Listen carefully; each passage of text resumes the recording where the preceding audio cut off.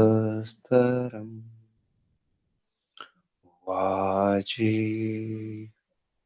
वाजिहवामहे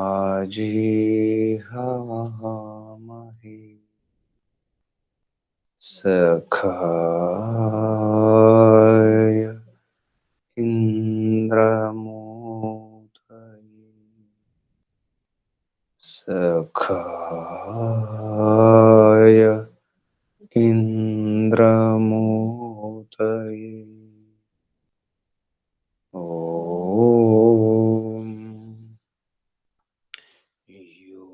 योगेन योगो ज्ञातव्यो योगो योगात् प्रवर्तते यो प्रमत्तस्तु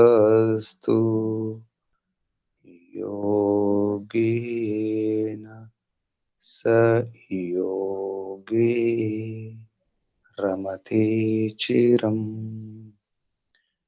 यो अप्रमत्तस्तु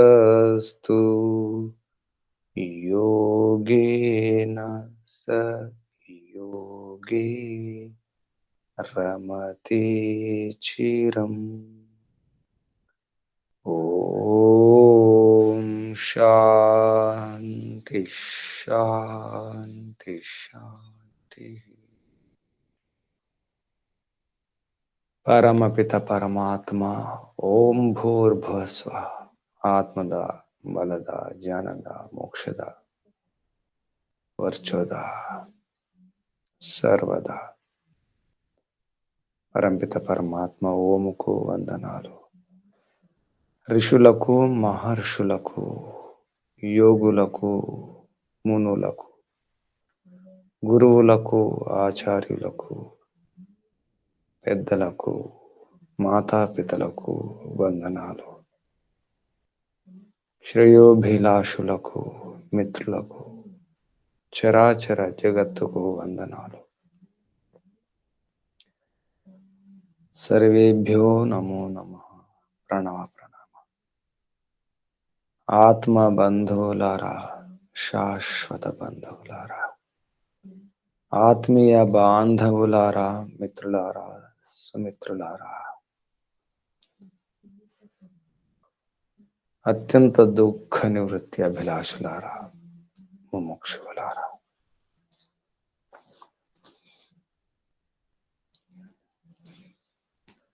ప్రపంచమంతా ఇంతే, జడము చేతనమే. రెండే వస్తువులు, రెండే పదార్థాలు. కేవలం జడము చేతనము తెలుసుకుంటే చాలు, మోక్షమే. మోక్షానికి ఆటంకం, అడ్డం కేవలం జడము చేతనం అంటే ఏమిటో తెలియకపోవడమే. జడము చేతనముల భేదము తెలియకపోవడమే. ఇది జడము, ఇది చేతనం. ఉన్నది ఉన్నట్టు తెలియాలి, యథార్థంగా తెలియాలి, వాస్తవికంగా వస్తు రూపం, వస్తు జ్ఞానం తెలియాలి. ఇక మోక్షమే. తత్వజ్ఞానం తెలిస్తే చాలు. జ్ఞానాత్ ముక్తి. దానికి ప్రమాణాలు కావాలి. కొన్ని ఇంద్రియాలతో తెలుస్తాయి, కొన్ని అతీంద్రియాలు ఉంటాయి. ఈ బయట ఇంద్రియాలతో అర్థం కాదు. అప్పుడు అనుమానంతో తెలుసుకోవాల్సి ఉంటుంది. కొన్ని అనుమానంతో కూడా అర్థం కావు. అప్పుడు శబ్దాలతో, ఆప్తోపదేశాలతో, వేద ప్రమాణాలతో, శాస్త్ర ప్రమాణాలతో అర్థం చేసుకోవాల్సి ఉంటుంది. అందుకే ప్రమాణాలు అవసరం. ప్రమాణాలు లేకుండా మనకు ఇది ఇది ఇది ఇది కాదు, ఇది జడము, ఇది చేతనం అని స్పష్టంగా అర్థం కాదు. అందుకే కపిల మహర్షి సాంఖ్య దర్శనంలో ప్రథమ అధ్యాయంలో సూత్రం చెప్పడం జరిగింది. 67వ సూత్రం, ఉభయ సిద్ధి ప్రమాణాత తదుపదేశ. రెండు సిద్ధించాలి, రెండు అర్థం కావాలంటే. ఉభయం అంటే రెండు, రెండు చేతనము అచేతనము, చేతనము జడము. చేతనం అంటే ఆత్మ, ఇక్కడ ఆత్మ అంటే పరమాత్మ కూడా తీసుకోవాలి. యోగాభ్యాసకి ఇది అవసరం. ఆత్మ పరమాత్మ ప్రకృతి యొక్క యథార్థ జ్ఞానము అర్థం కావాలి. అందుకే ఉభయ సిద్ధి కావాలి. వేటి ద్వారా? ప్రమాణాత్, ప్రమాణముల వలన, ఉపదేశం జరుగుతుంది. అందుకే ఈ ప్రమాణాల ఉపదేశం చేయడం జరిగింది, ప్రమాణాల గురించి చెప్పడం జరిగిందని కపిల మహర్షి చెబుతున్నారు. ఆ ప్రమాణాలు 3: ప్రత్యక్షం, అనుమానం, తర్వాత శబ్ద ప్రమాణం. దీన్ని మనం ఆగమ ప్రమాణం అంటాం, శాస్త్ర ప్రమాణం అంటాం, ఆప్తోపదేశం కూడా అంటాం శబ్ద ప్రమాణాన్ని.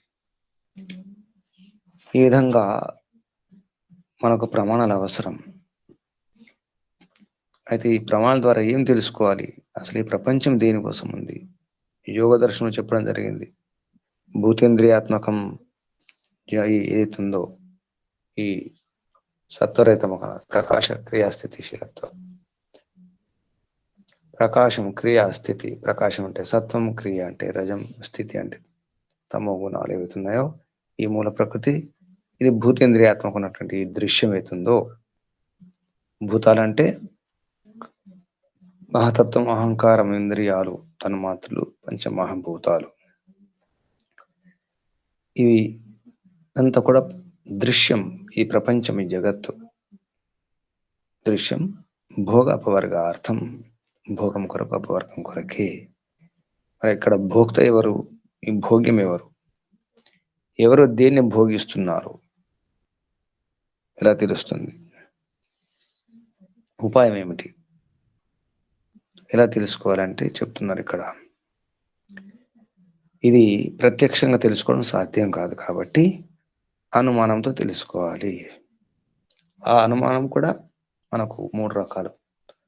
అథ త్రివిధ తత్పూరకం, త్రివిధం అనుమానం, శేషవత్, పూర్వత్, సామాన్యతో దృష్టంచ అని చెప్పడం జరిగింది. అథ తత్పూరకం, ఇది న్యాయదర్శన సూత్రం. తత్పూర్వకం, తత్ అంటే ఏమిటి? ప్రత్యక్ష పూర్వకంగా, ప్రత్యక్ష పూర్వకంగా ఉండాలి. అంటే అనుమానం ముందు తెలిసి ఉండాలి. అగ్ని తెలిసి ఉండాలి, పొగ తెలిసి ఉండాలి. నల్లి కారుమబ్బులు వస్తున్నాయి, ఆ వర్షం సూచనలు వస్తున్నాయి, అది ముందు అనుభవం ఉండాలి, ప్రత్యక్షమై ఉండాలి. కారుమబ్బులు వస్తున్నాయి అంటే వర్షం కురుస్తుంది అని మనం అనుమానిస్తాం. నదిలో నీళ్ళు వస్తున్నాయి, మురికి నీళ్ళు వస్తున్నాయి, చెత్త వస్తుంది, మట్టి నీరు వస్తుంది అంటే అక్కడ పైన ఎక్కడో వర్షం కురిసిందని చెప్పేసి మనం ఊహిస్తాం, అనుమానిస్తాం. ఆ విధంగా అనుమానం 3 రకాలు. మరొకటి సామాన్య నియమాలు ఉంటాయి. ఒక వ్యక్తిని ఎక్కడో చూసినాం, మళ్ళీ ఇక్కడ చూస్తున్నాం అంటే గతి ఉంటే, ప్రయాణం చేసి వస్తేనే అదే జరుగుతుంది. అక్కడ కర్రలు ఉన్నాయి కానీ ముక్కలు చేయబడి ఉన్నాయి అంటే కర్రలను పగలగొట్టడం జరిగింది. అది గుడ్డల ద్వారానా, కత్తి ద్వారానా, మొత్తం అయితే పగలగొట్టడం జరిగింది. పగలగొడితేనే ముక్కలైనాయి. ఆ విధంగా ఒక చిత్రం కనిపిస్తుంది. చిత్రం అంటే చిత్రం గీసిన వారు ఒకరు ఉంటారు. ఒక వస్తువు కనిపిస్తుంది, ఆ వస్తువును చూసి తెలుస్తుంది దాన్ని నిర్మించిన వారు ఒకరు ఉంటారని చెప్పేసి. ఇది సామాన్య నియమం. ఈ సామాన్య నియమం కూడా అనుమానమే. పూర్వవత్, శేషవత్, సామాన్యతో దృష్టంచ. ఆ విషయాన్ని ఇక్కడ కపిల మహర్షి తీసుకుని సామాన్యతో దృష్టాత్ ఉభయ సిద్ధి. ఉభయం ఏమిటి? ఈ జడ చేతనములు. ఆ జడ చేతనం ఏంటి అంటే భోక్త మరియు భోగ్యం. భోక్త అంటే భోగించేవాడు, భోగ్యం అంటే భోగింపబడేది, తినబడే వస్తువు, అనుభవించబడే వస్తువు, అనుభవించేవాడు, అనుభవించబడే వస్తువు, పదార్థం. ఈ రెండు అర్థం కావాలంటే సామాన్యత దృష్టం. సామాన్యత అంటే జనరల్గా సామాన్యంగా ఈ అనుమానం ఉంటుంది. అది సామాన్య విషయమే. ఏంటి సామాన్య విషయాలు ఎన్నో ఉన్నాయి. పిల్లల్ని చూస్తాం, తల్లిదండ్రులు ఉంటారు. అలాగే రెండు జంతువుల పిల్లల్ని చూస్తాం, వాటికి తల్లిదండ్రులు ఉంటారని. కొన్ని సామాన్య నియమాలు ఉంటాయి. ఆ సామాన్య నియమాలు ఏమిటో తెలుసుకుంటే ఈ ప్రపంచం ఏమిటో తెలుస్తుంది. అందులో భోగ్యం ఏమిటి, భోక్త ఎవరు. సార్వత్రిక నియమాలు, కొన్ని సార్వకాలిక నియమాలు ఉంటాయి. అవి మారవు, అవి అంతే ఉంటాయి. పదార్థం కావాలి. అందుకే ఈ ప్రపంచం తన కొరకు కాదు అనే విషయం. మనం వస్త్రాలను చూస్తాం, వస్త్రాల కొరకు కాదు, పాత్రల కొరకు కాదు, అన్నం కొరకు కాదు, నదుల కొరకు కావు, చెట్ల కొరకు కావు. ఆ విధంగా చూస్తున్నాం. అలాగే ఈ ప్రపంచం ఉంది, ప్రపంచం కొరకు కాదు. అది సంహత పరార్థత్వాత్ అనే ఒక సూత్రం చెప్పుకున్నాం. సంహత పరార్థత్వాత్ పురుషస్య. మనం ఈ సాంఖ్య దర్శనంలోనే ఈ మొదటి అధ్యాయంలోనే చెప్పుకున్నాం 31వ సూత్రం. సంహతం అంటే సంఘాతం. అయితే సమ్మేళనం జరిగి, సంయోగం జరిగి ఒక పదార్థం ఏర్పడుతుంది. అది అన్నం కావచ్చు, కూర కావచ్చు, వస్త్రాలు కావచ్చు, వస్తువులు కావచ్చు, యంత్రాలు కావచ్చు. తన కొరకు కాదు. అలాగే ఈ ప్రపంచం కూడా తన కొరకు కాదు, ఇతరుల కొరకు. ఇతరులు ఎవరు? ఇతరులు ఎవరంటే ఆత్మలు, జీవాత్మలు. అందుకే చెప్పడం జరిగింది ఈ యోగ దర్శనంలో భోగ అపవర్గార్థం దృశ్యం. అదే విషయాన్ని ఇక్కడ చెప్పడం జరుగుతుంది. సామాన్యతో దృష్టాత్ ఉభయ సిద్ధి. ఈ అనుమాన ప్రమాణంతో సామాన్యతో దృష్ట అనే ఒక అనుమానం ఉంది. పూర్వత శేషవత కాకుండా సామాన్యతో దృష్టం, సామాన్యంగా కనిపిస్తుంది. సామాన్యతో దృష్టి సామాన్యంగా కనిపిస్తుంది కాబట్టి సామాన్యతో దృష్టం అన్నారు. ఉభయం సిద్ధిస్తుంది. భోక్త, భోగ్యం. భోగించేవాడు ఇక్కడ మనకు ఆత్మ. అదే విషయాన్ని మనం మంత్రులను కూడా చెప్పుకున్నాం ఎన్నోసార్లు. ద్వా సుపర్ణ సయూజ సఖాయ సమానం వృక్షం పరిషస్వజాతే తయోః అన్యః పిప్పలం స్వాద్ అత్తి అనశ్నన్ అన్య అభి చాకశీతి. అనశ్నన్ ఒకటేమో తినడం లేదు, అన్య మరొకటేమో ఒకటి తింటుంది. స్వాద్ అన్య తయో అందులో రెండిట్లో అన్య ఒకటి పిప్పలం పండును ఫలాన్ని, స్వాద్ అత్తి తింటుంది, మరొకటి అనశ్నన్ తినకుండా ఉంటుంది. అన్య అభిచాకశీతి చూస్తుంది, అంతే, కేవలం చూస్తుంది సాక్షిగా. కానీ వృక్షం సమానం, వృక్షం అదే వృక్షం. అవి రెండు ఉన్నాయి. ద్వా ఉంది, రెండు ఉన్నాయి. సుపర్ణ రెండు సమానం ఉన్నటువంటి. ఇక్కడ సుపర్ణ అంటే రెక్కలని అర్థం వస్తుంది. అంటే ఇక్కడ చేతము అయితే కొన్ని లక్షణాలు సమానంగా ఉంటాయి. సయుజ రెండు మిత్రులు, సఖులు, సమానమైనటువంటి లక్షణాలు ఉన్నాయి. ఆత్మచేతనమే, పరమాత్మ చేతనమే. అది నిరాకారమే, ఇది నిరాకారమే. అది నిర్వికారమే, ఇది నిర్వికారమే. అందులో శక్తి ఉంది, ఇందులో శక్తి ఉంది. ఈ విధంగా సమానంగా ఉన్నాయి. దీని బట్టి ఏం తెలుస్తుంది? ఒక ప్రకృతి ఉంటుంది, ప్రకృతిని భోగించేవాడు ఉంటాడు, అంటే ఆత్మ. తర్వాత దాన్ని నిర్మాణం చేసేవాడు, భోజనం తయారు చేసేవారు ఉంటారు, భోజనం తినేవారు ఉంటారు. ఆ భోజనం ఉంటుంది. ఆ విధంగా వస్త్రం తయారు చేసేవారు ఉంటారు, వస్త్రాన్ని ధరించేవారు ఉంటారు, వస్త్రం ఉంటుంది. పాత్రలు ఉంటాయి, పాత్రలు తయారు చేసేవారు ఉంటారు, పాత్రలను ఉపయోగించుకునేవారు ఉంటారు. ఆ విధంగా ఈ ప్రపంచాన్ని తయారు చేసిన వారు పరమిత పరమాత్మ, దీన్ని భోగించేవారు ఆ ఆత్మలు, ఈ ప్రపంచం ప్రకృతి, మూల ప్రకృతి, దీనికి ఉపాదాన కారణం. ఈ విధంగా సామాన్యతో దృష్టాత్ ఉభయ సిద్ధి. సాంఖ్యకారికలు కూడా చెప్పడం జరిగింది. సామాన్యత హస్తు దృష్టాద్ అతీంద్రియాణం ప్రసిద్ధి అనుమానాత్ తస్మాదపి చ అసిద్ధం పరోక్షం ఆప్త ఆగమాత్ సిద్ధం. ఏది పరోక్షంగా ఉంటుందో, ప్రత్యక్షం కాదో దాన్ని అనుమాన ప్రమాణం ద్వారా, ఆగమ ప్రమాణం ద్వారా తెలుసుకోవాలి. పరోక్షం ఆప్త ఆగమాత్, ఆప్త ప్రమాణం ఆగమ ప్రమాణం ద్వారా సిద్ధిస్తుంది. లేదా సామాన్యతాస్తు, ముఖ్యంగా అనుమాన ప్రమాణంలో ఈ సామాన్యతో దృష్టం చ అయితే అన్నామో, సామాన్యతో దృష్టం ఈ అనుమానం దీంతో తెలుసుకోవాలి. సామాన్యతస్తు దృష్టాద్ అతీంద్రియాణం, ఇంద్రియాలకు అగోచరం, ఇంద్రియాలతో సాధ్యం కాదు. అటువంటి వాటిని అనుమానంతో తెలుసుకోవాలి లేదా శబ్ద ప్రమాణంతో తెలుసుకోవాలి. ఇలా ఈ జడ చేతనముల యొక్క విషయం చెప్పడం జరుగుతుంది. మరి ఇది ఎంతవరకు ఈ అనుభవం, ఈ అనుభవించడము, తెలుసుకోవడము, ఈ అనుభూతి ఎంతవరకు అంటే బుద్ధి వరకేనా? నిజానికి బుద్ధి లేకుండా, మనసు లేకుండా, ఇంద్రియాలు లేకుండా ఇది సాధ్యం కాదు కదా. అసలు గ్రహిస్తున్నది ఏమిటి, అనుభవిస్తున్నది ఏమిటి? మనం భోజనం చేస్తున్నాం. భోజనం చేసేటప్పుడు ఆ భోజనాన్ని అనుభవించేది శరీరమా, నాలుకనా, నోరా, చెయ్యితో తీసుకున్నాం, తెలుస్తుంది స్పర్శ. కళ్ళతో చూసినాం,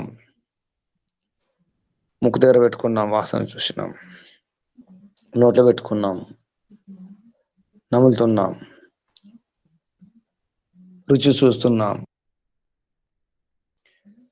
ఇదంతా అనుభవిస్తుంది ఎవరు? దానికి ఇంద్రియాలు కదా.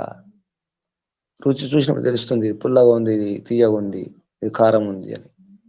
అప్పుడు ఏం తెలుస్తుంది? నిర్ణయం చేసిన అంటే బుద్ధి వరకే అని. నిజానికి అనుభవిస్తున్నది ఈ బుద్ధి, మనస్సు, ఇంద్రియాలైనా కాదు. అది ఆత్మ అనుభవిస్తుంది, ఆత్మ. ఈ విషయాన్ని చెప్తున్నారు కపిల మహర్షి సాంఖ్య దర్శనంలో 69వ సూత్రం. సాంఖ్య దర్శనం ప్రథమ అధ్యాయం 69వ సూత్రము. చిద్ అవసాన భోగ, చిద్ అవసానో భోగ. చిత్ అంటే ఇక్కడ ఏంటి? చేతనం జీవాత్మ వరకు. అసలు ఈ భోగం అనేది, అనుభవించడం అనేది, ఈ సుఖ దుఃఖాలు అనుభవించడం, ఈ కష్టాలు అనుభవించడం, ఈ బాధలు అనుభవించడం, ఈ భోగాలు అనుభవించడం అవుతుందో అది అనుభవించేది జీవాత్మ. నిజానికి ఇవన్నీ కూడా సాధనాలు, యంత్రాలు మాత్రమే, పరికరాలు మాత్రమే. ఇంద్రియాలు కానీ, శరీరం, ఈ కాళ్ళు, చేతులన్నీ కూడా పరికరాలు, సాధనాలు. అనుభవించేది ఆత్మ, జీవాత్మ. చిదవసాన భోగ. ఈ విధంగా అనుభవించేది ఆత్మ. పరమాత్మ ఎందుకు కాదు అంటే పరమాత్మ తయారు చేసేది, నిర్మాత. కాబట్టి పరమాత్మకు అవసరం లేదు. పరమాత్మ ఈ సృష్టి నిర్మాణం చేసి ఆత్మల కొరకు, ఆత్మల కర్మఫలం కొరకు, కర్మఫలం అనుభవించడం కొరకు ఈ జగత్తును నిర్మించడం జరిగింది. కాబట్టి పరమాత్మ కొరకు కూడా అవసరం లేదు. ఈ విషయం చెప్పడం జరిగింది.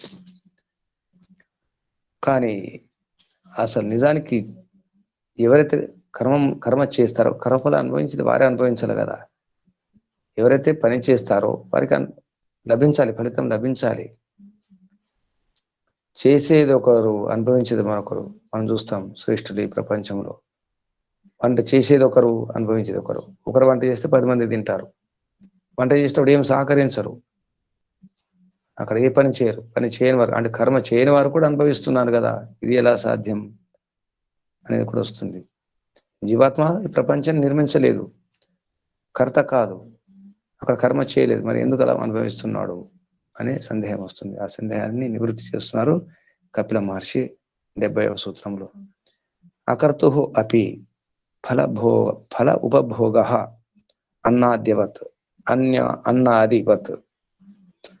అన్నం అంటే అన్నం అంటే సుఖాలు అనుభవించేవి ఏవైనా కావచ్చు. భోజనం తయారు చేసేది ఒకరైతే మిగతా వారు తింటున్నారు, అది జరుగుతుంది. అకర్తు అపి అంటే చేయని వారు కూడా అనుభవిస్తారు. అపి కూడా, అకర్తు చేయని వారు కూడా ఫల ఉపభోగ, ఫలాన్ని ఉపభోగిస్తారు. అన్నాద్యవత్ తినే, అంటే అన్నాద్యం అంటే తినే వస్తువు, తినదగిన వస్తువులు, తినదగిన పదార్థాలు. అన్నం చ తదద్యం చ, అన్నాద్యం అన్నంను దాన్ని తినడం, అంటే ఇక్కడ తయారు చేసిన అన్నం తినడం అనేది అందరూ చేస్తారు. నిజానికి కర్మ చేసిన వారు అనుభవించాలి కదా, కర్మ చేయని వారు ఎలా అనుభవిస్తున్నారు అనేది వస్తుంది. అటువంటప్పుడు అది ఎందుకు జరుగుతుంది అంటే 71 సూత్రంలో చెప్పడం జరిగింది. అవివేకాత్ వా తత్సిద్ధే కర్తు ఫల అవగమ. అవివేకం వల్ల కూడా ఇలా జరుగుతుంది అనిపిస్తుంది. కానీ ఈ సృష్టి నిర్మాణం అనేది కర్మఫలం కొరకే, అది సందేహం లేదు. కర్మ చేసిన వారు అనుభవిస్తారు, అందులో సందేహం లేదు. కానీ ఏ కర్మ చేస్తే, పరమిత పరమాత్మ చేస్తున్న కర్మ అది పుణ్యకర్మన, పాపకర్మన, మిశ్రిత కర్మన? పరమిత పరమాత్మ చేసే ఈ సృష్టి స్థితి ఇలా ఏతుందో అది పుణ్యకర్మ కాదు, పాపకర్మ కాదు, అది మిశ్రిత కర్మ కాదు, భగవంతుని యొక్క సామర్థ్యం అది. తల్లిదండ్రులు పిల్లల కోసం చేస్తారు, పిల్లల కోసం కాబట్టి పిల్ల అనుభవించాలి, అనుభవించకపోతే తప్పేవారిది అలా అన్నమాట. అలాగే పరమిత పరమాత్మ సదా మాత సదా పిత, శాశ్వత పిత శాశ్వత మాత కాబట్టి పరమిత పరమాత్మ జీవుల కొరకు, అంటే ఆత్మల కొరకే ఈ సృష్టి నిర్మాణం చేయడం జరిగింది. కానీ ఇక్కడ కర్మ చేసేది ఒకరు, అనుభవించేది ఒకరు అని చెప్పేసి అనుకోవడానికి వీలు లేకుండా మరొక సూత్రం ద్వారా స్పష్టం చేయడం జరిగింది. అవివేకాత్, అవివేకం వల్ల అలా అనిపిస్తుంది, కానీ అవివేకం కారణమవుతుంది. ఈ కృతకర్మానుసారంగానే ఈ తత్ సిద్ధి, తత్ అని ఇక్కడ జగత్ యొక్క సిద్ధి, జగత్ యొక్క ఉత్పత్తి జరిగింది. అసలు కారణం ఈ ఆత్మలు చేసే కర్మలే కారణము. ఆ కర్మల ఫలం కొరకు, అనుభవించిన కొరకే ఫల అవగమ, ఈ ఫల ప్రాప్తి ఉంటుంది. అవగమ అంటే ప్రాప్తి, గమనం, గమనం అంటే అందులో 3 అర్థాలు వస్తాయి, గమనం, జ్ఞానం, ప్రాప్తి అని చెప్పేసి. గతి అనగానే 3 అర్థాలు, గతి అంటే గమనం ఉంటుంది, జ్ఞానం ఉంటుంది, ప్రాప్తి ఉంటుంది. అందుకే ఫల అవగమ అంటే ఫల ప్రాప్తి. ఫలప్రాప్తి అనేది కర్త కొరకే. అవివేకం వల్ల, అవిద్య వల్ల అలా అనిపిస్తుంది. జడ చేతనంలో వాస్తవిక భేదం అర్థం కావడం అనేది మనం తెలుసుకోవాలి, ఇది ముఖ్యం.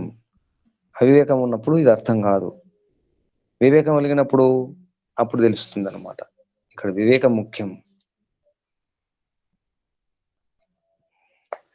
అయితే ఇక్కడ జీవాత్మ కర్మ చేస్తుంది, అనుభవిస్తుంది,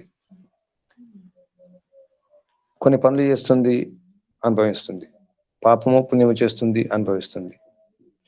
ఇలా జరిగినప్పుడు అసలు ఎలా మోక్షం లభిస్తుంది? పాపము పుణ్యం చేస్తుంది, మళ్ళీ ఈ జన్మకు వస్తుంది, జననం మరణం జననం మరణం జరుగుతున్నది. అసలు మోక్షం ఎప్పుడు లభిస్తుంది? దానికి 72వ సూత్రంలో సమాధానం ఇస్తున్నారు కపిల మహర్షి. నా ఉభయం చ తత్వాఖ్యానే. తత్వాఖ్యానం, తత్వం అంటే ఉన్నదన్నట్టు తెలుసుకోవడం, ఖ్యానం అంటే వివేకం, అంటే తత్వజ్ఞానం. తత్వాఖ్యానం అంటే తత్వజ్ఞానం అయినప్పుడు, తత్వాఖ్యానే తత్వజ్ఞానం కలిగినప్పుడు, నా ఉభయం, ఉభయం ఏమిటి? ఈ కర్త భోక్త అంటే చేయడము, అనుభవించడం, పాపం పుణ్యము చేయడము, మళ్ళీ అనుభవించడం అనేది ఉభయం నా. ఇది జరగదు, ఎప్పుడు జరగదు? వివేకం కలిగితే చాలు. మోక్షానికి అసలు ఉపాయము, అసలు మోక్ష సాధనం ఏంటంటే వివేకమే, తత్వజ్ఞానం. అది కలిగితే ఇది ఉండదు. కర్మ చేయడము, మళ్ళీ జన్మ లభించడం, మళ్ళీ అనుభవించడం ఉండదు.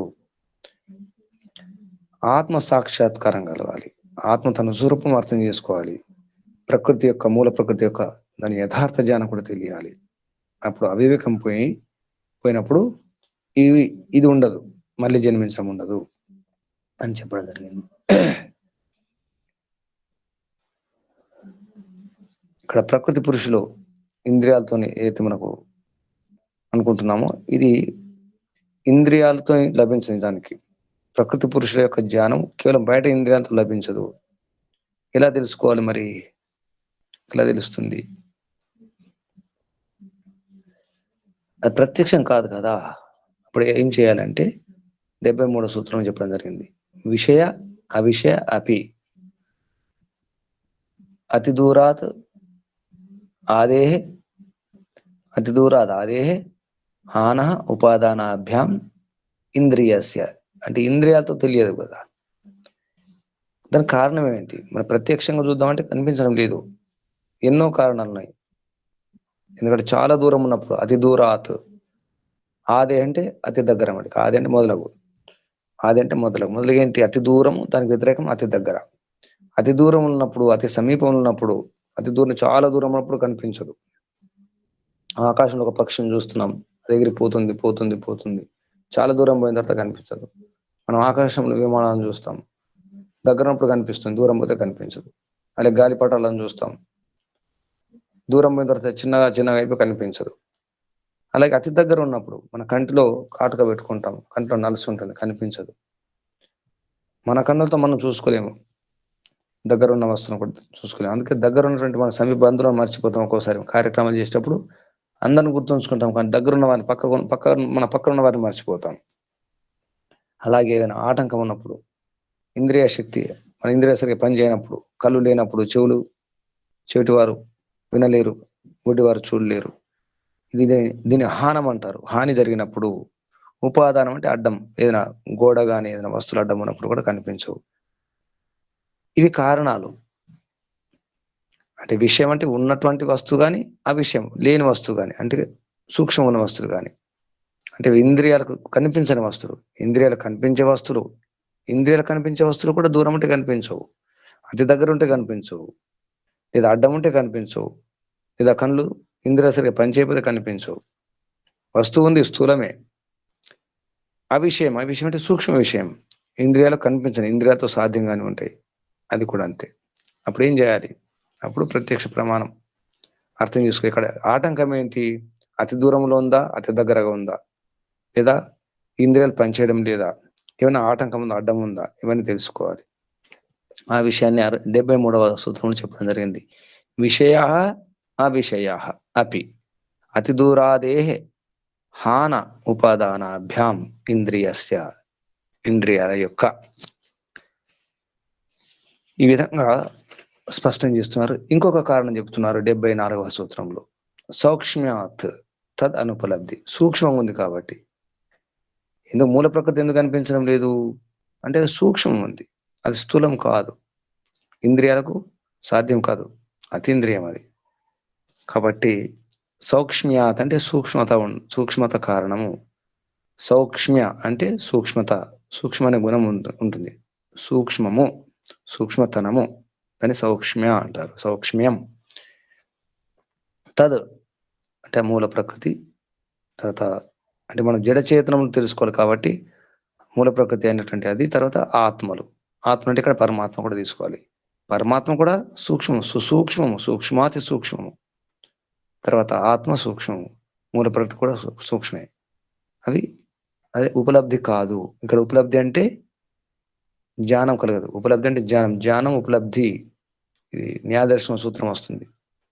బుద్ధి ఉపలబ్ధి జ్ఞానమితి అనే సూత్రం వస్తుంది. బుద్ధి అన్న ఉపలబ్ధి అన్న జ్ఞానం అన్న ఒకటే, పర్యాయ పదాలు. సూక్ష్మం ఉంది కాబట్టి అర్థం కాదు. ఏమిటి అర్థం కాదు? ఇంద్రియాలకు తెలియదు. అది మూల ప్రకృతి, ఆత్మ, పరమాత్మ. ఇక్కడ ఈశ్వర కృష్ణ సాంఖ్య కార్యక్రమం కూడా చెప్పడం జరిగింది. అతి దూరాత్ సామీప్యాత్ ఇంద్రియ ఆఘాతాత్ మనో అనవస్థాత్. మనసు వికలంగా ఉంది, చంచలంగా ఉంది, మనసు బాధ ఉంది, విషాదం ఉంది, బెంగ. కళ్ళ ముందు నుంచి అన్ని కదులుతున్నాయి కానీ ఏది కనిపించడం లేదు. కళ్ళ నుంచి ముందర నుంచి అన్ని జరుగుతున్నాయి కానీ మనం ఏది గమనించం.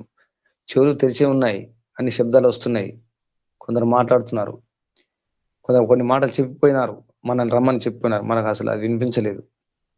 అంటే మనస్సు మనో అనవస్థానాత్. మనసులో అనవస్థ ఉంది, అస్త్రం ఉంది, లేదా అశాంతి ఉంది, అప్పుడు కూడా వినిపించదు, కనిపించదు. సౌక్ష్మ్యాత్ వ్యవధానాత్. వ్యవధానం అంటే అడ్డం ఉన్నప్పుడు. అభిభావాత్ అణచబడి ఉన్నప్పుడు కూడా. ఇవన్నీ కారణాలు. తర్వాత సమాన అభిహార అంటే సమానం ఉన్నాయి, రెండు వస్తువులు సమానం ఉన్నాయి. కవల పిల్లలు, రెండు పండ్లు సమానంగా ఉన్నాయి, రెండు సీతాకోక సమానంగా ఉన్నాయి. సమానంగా ఉన్నప్పుడు కూడా మనం గుర్తించలేం. ఇన్ని కారణాలు ఉంటాయి ఒక వస్తువు అర్థం కాకపోవడానికి, మనం చూడలేకపోవడానికి కారణం. 8 కారణాలు చెప్పడం జరిగింది. అతి దూరము, అత్యంత సమీపము, ఇంద్రియ శక్తి సరిగా లేనప్పుడు, మనస్సు విచలితంగా ఉన్నప్పుడు, తర్వాత వస్తువు అతి సూక్ష్మం ఉన్నప్పుడు, తర్వాత ఇంద్రియాలకు వస్తువు మధ్య ఏదైనా అడ్డం ఉన్నప్పుడు, తర్వాత ఒకదాన్ని అణిచివేసినప్పుడు. ఒక మాట వింటున్నాము, భయంకరంగా శబ్దాలు వస్తున్నాయి బయట నుంచి, బ్యాండ్ మేళం అనుకోండి, వేరే డప్పులు చప్పుడు అనుకోండి, లేదా పిల్లలు అల్లరు అనుకోండి, లేదా బస్ స్టేషన్లో రైల్వే స్టేషన్ ఉన్నాం అనుకోండి, అప్పుడు మాటలు వినిపించవు. దాన్ని అభిభావం అంటారు. అభిభావం అంటే అణిచివేయనప్పుడు, అణిచివేత ఉన్నప్పుడు ఒక శబ్దం మరొక శబ్దాన్ని అణిచేస్తుంది. అలాగే సమాన అభిహారం అంటే సజాతి సేమ్ ఒకేలాగా ఉన్నప్పుడు. ఇప్పుడు పాలు కలిపేసినాం అనుకోండి, గేదె పాలు ఆవు పాలు కల్తీ చేసేవారు గేదె పాలు ఆవు పాలు కలిపేస్తారు. అలాగే అర్థం కాదు అప్పుడు. అటువంటిప్పుడు ఇవన్నీ మనకు అర్థం కాదు, ఇన్ని కారణాలు ఉంటాయని చెప్పేసి ఈశ్వర కృష్ణ గారు, ఆచార్య ఈశ్వర కృష్ణ గారు సాంఖ్యకారికలు చెప్పడం జరిగింది ఈ శ్లోకం ద్వారా. అతి దూరాత్ సామీప్యాత్ అతీంద్రియాత్, సామీప్యాత్ ఇంద్రియాత్, ఇంద్రియ ఆఘాతాత్, మనో అనమస్థానాత్, సౌక్ష్మ్యాత్, వ్యవధానాత్, అభిభవాత్, సమాన అభిహరాశ్చ. ఈ విధంగా అయితే మనకు ఈ కార్యం చూసినప్పుడు ఏం కావాలి, మన కారణం అర్థం కావాలి. ఇది అనుమాన ప్రమాణం ద్వారానే కార్యం చూసినప్పుడు. అప్పుడు ఏం జరుగుతుంది, ఈ ప్రపంచం నిజానికి ఇప్పుడు ప్రపంచం అంటే భగవంతుని యొక్క ఉనికి తెలుసుకోవడానికి ఏం చేయాలి? కార్యదర్శనాత్ తద్ ఉపలబ్ధే. కార్యాన్ని చూసినప్పుడు ఇది ఇదంతా ఉంది, కర్త ఉన్నాడని తెలుస్తుంది కదా. నిజానికి ఇక్కడ విషయం ఏంటంటే, మనిషికి కొమ్ములు ఉండవు అనుకోండి, కొమ్ములు ఉన్నాయి అని చెప్తాం. మన కొమ్ములు ఏమని అందరికీ స్పష్టంగా తెలుసు. కొమ్ములు ఉన్నాయంటే ఇది వికల్ప వృత్తి. నిజానికి మనిషికి కొమ్ములు ఉండవు, అలాగే కుందేలు కొమ్ములు ఉండవు, కొమ్ములు ఉన్నాయని చెప్తాం. అలాగే మీరు దేవుడు ఉన్నాడు అని అంటున్నారు, కానీ అదొక శబ్దం మాత్రం ఉన్నది, దేవుడు లేడు అనే వాళ్ళు ఉంటారు. నరసింగం ఆకాశ పుష్పం గొడ్డాలి బిడ్డడు లాగే భగవంతుడు ఉన్నాడు అనేది అటువంటిది అని చెప్పేసి ఒక అనుమానం, సందేహం అన్నమాట. దానికి సమాధానంగా ఈ సూత్రం చెప్పడం జరుగుతుంది.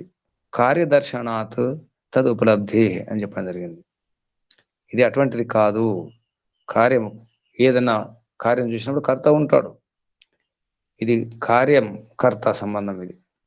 కాబట్టి ప్రపంచం చూస్తే ఈ నిర్మాణాలు కనిపిస్తున్నాయి మనకు. సూర్యుడు, చంద్రుడు, గ్రహాలు, నక్షత్రాలు, పర్వతాలు, సముద్రాలు, మహాసముద్రాలు ఇవన్నీ కనిపిస్తున్నాయి కదా.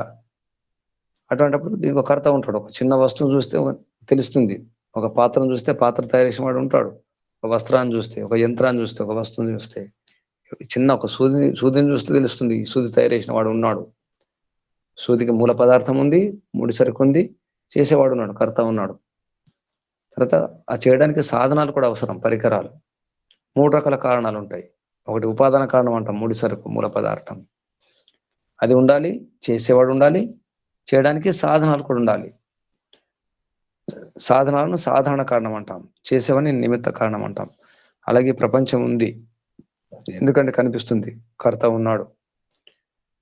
కాబట్టి ఇది కుందేటు కొమ్ములాగా, తర్వాత ఈ నరశృంగం లాగా, ఆకాశ పుష్పం లాగా కాదు. కార్యదర్శనాత్ తద్ ఉపలబ్ధేహే. చాలా మంచి సూత్రం ఇది. ఇది ఒక నిజానికి ఇది కూడా సామాన్యతో దృష్టం. ఇప్పుడు మనకు ప్రసంగం మొదలైంది అనుమాన ప్రమాణంలో సామాన్యతో దృష్టం అంటే సామాన్యంగా ఉండే కనిపించే విషయాలు, సామాన్య నియమాలు అన్నమాట, కంటితో కనిపించవు. అది అనుమాన ప్రమాణంలో ఒకటి పూర్వత్, శేషవత్, సామాన్యత దృష్టం అని చెప్పడం జరిగింది. అది 3 రకాల అనుమాన ప్రమాణం ఉంటుంది. తత్పూర్వకం అథ తత్పూర్వకం త్రివిధం అనుమానం, శేషవత్, పూర్వత్, శేషవత్, సామాన్యత దృష్టం అని సూత్రం న్యాయదర్శనంలో. అదే విషయాన్ని ఇక్కడ చెప్పడం జరుగుతుంది. ఆ ప్రసంగం అనుమాన ప్రమాణం యొక్క ప్రసంగం, సామాన్యత దృష్టం. అనుమాన ప్రమాణంలో సామాన్యత దృష్టం అనే దాంతో భగవంతుడు ఉన్నాడని ఇక్కడ రుజువు చేస్తున్నారు కపిల మహర్షి.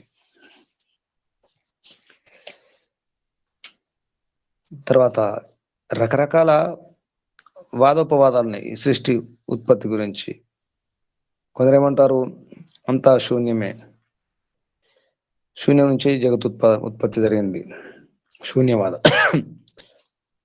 కొందరు అంతా బ్రహ్మ, అసలు బ్రహ్మ నుంచి ఇదంతా జరిగింది, అంటే బ్రహ్మనే ముడి సరుకు, ముడి పదార్థం, అంటే ఉపాదాన కారణం, మూల ప్రకృతి అవసరం లేదు, బ్రహ్మ సత్యం జగన్మిథ్య, అంతా బ్రహ్మయే, బ్రహ్మ ద్వారానే అంత జరుగుతుంది.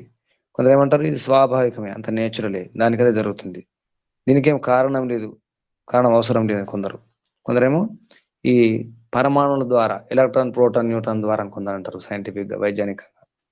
ఈ దార్శనికులేమో తన్మాత్రల నుంచి వచ్చిందంటారు కొందరు.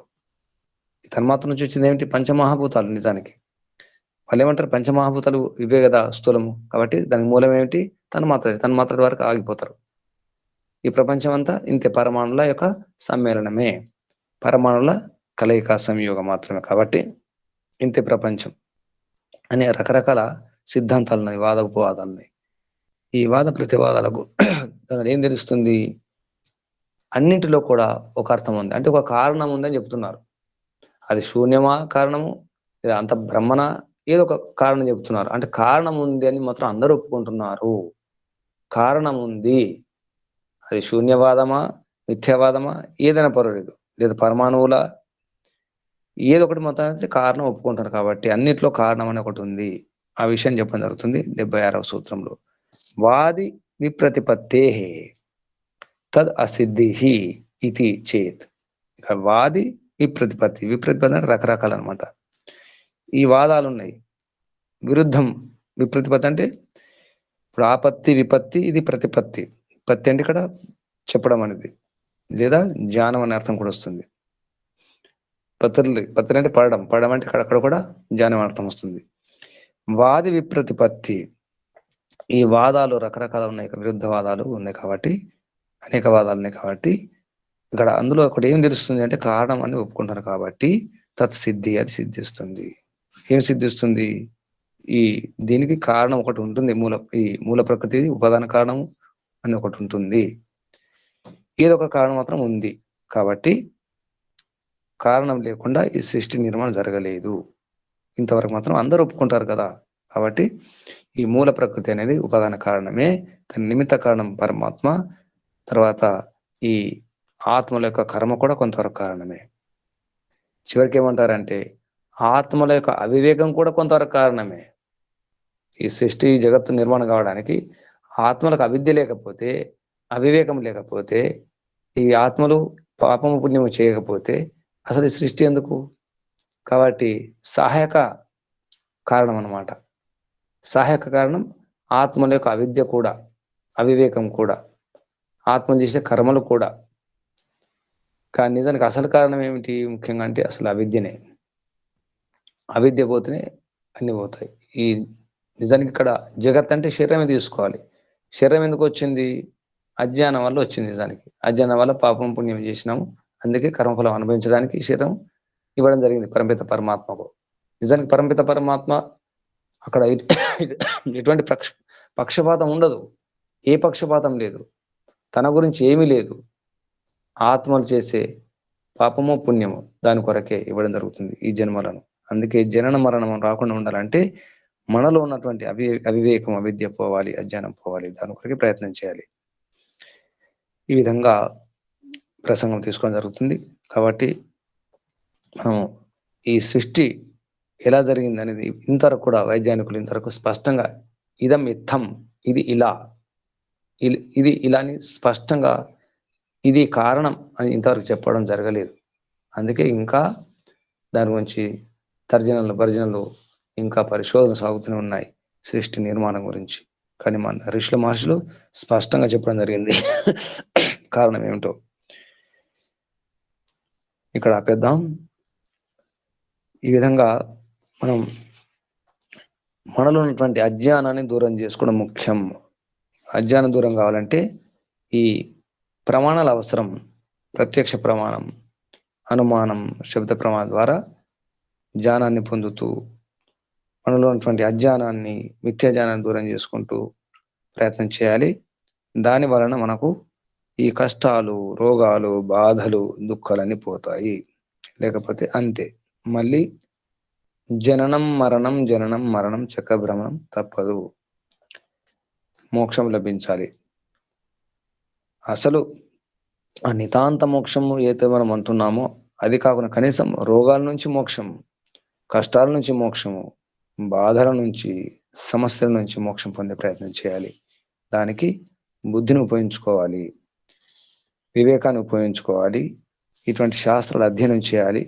అధ్యయనం చేస్తూ వీటిని సద్వినియోగం చేసుకోవాలి. ఉపయోగించుకొని మనం హాయిగా, సుఖంగా, ఆరోగ్యంగా, ఆనందంగా, ఉత్సాహంగా, ఉల్లాసంగా జీవించడానికి అవకాశం ఉంది. నిరాశ అవసరం లేదు. ఎన్నో సూత్రాలు, ఎన్నో ఉపాయాలు, ఎంతో మార్గదర్శనం జరుగుతుంది. మన మార్గదర్శకులు, ఋషులు, మహర్షులు వారు ఆచరించి, అనుభవించి, సాధించి, శోధించి, పరిశోధించి, మథించి ఎన్నో విషయాలు చెప్పడం జరిగింది. ఈ మార్గంలో సందేహం లేదు. నిజానికి మనం అనుభవించడమే, ఆచరించడమే. మనం పరిశోధించవలసిన అవసరం లేదు. దానికి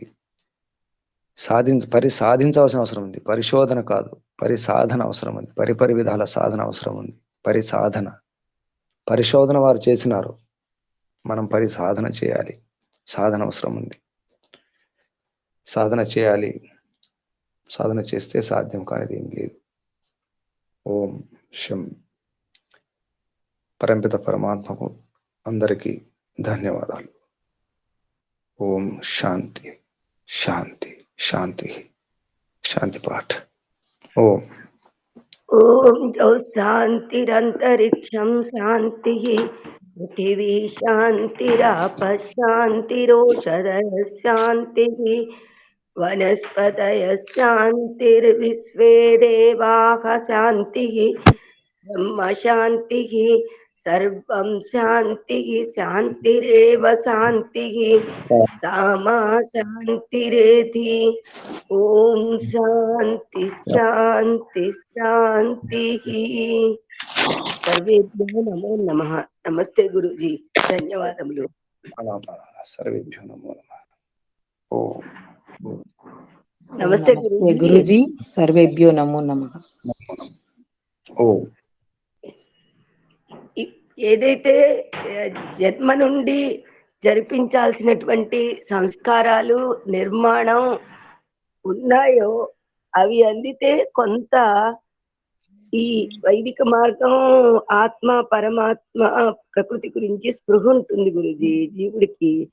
అలా కాకుండా